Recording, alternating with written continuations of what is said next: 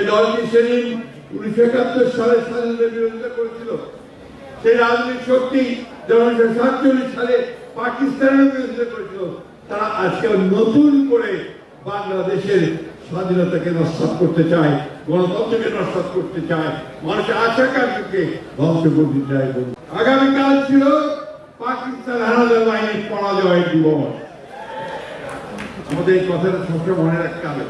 এই পাকিস্তান হানাদার বাহিনী দীর্ঘ 9 মাস আমাদের এই দেশের মানুষের উপরে অত্যাচার, নির্বাচন, হত্যাযজ্ঞ, গণহত্যা চালিয়েছে।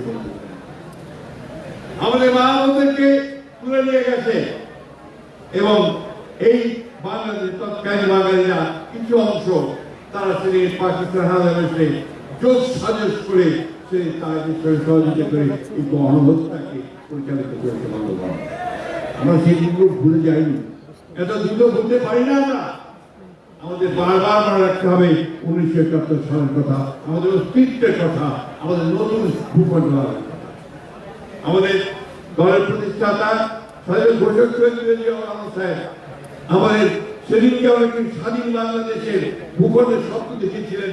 ঠিক তেমনি ভাবেই তিনি 1975 সালে সিপাহী জনতা বিপ্লবের মধ্যে দিয়ে রাষ্ট্র পরিচালনার দায়িত্ব আসার পরে বাংলাদেশকে গড়ে তুলবার জন্য, বাংলাদেশকে একটা আধুনিক সমৃদ্ধ বাংলাদেশকে গড়ে তোলার জন্য, গণতান্ত্রিক বাংলাদেশ গড়ে তোলার জন্য তিনি নতুন ভাবে কাজ শুরু করেছিলেন এবং স্বপ্ন দেখিয়েছিলেন। শুধু নয়, তাকে বাস্তবে রূপ দিয়েছেন।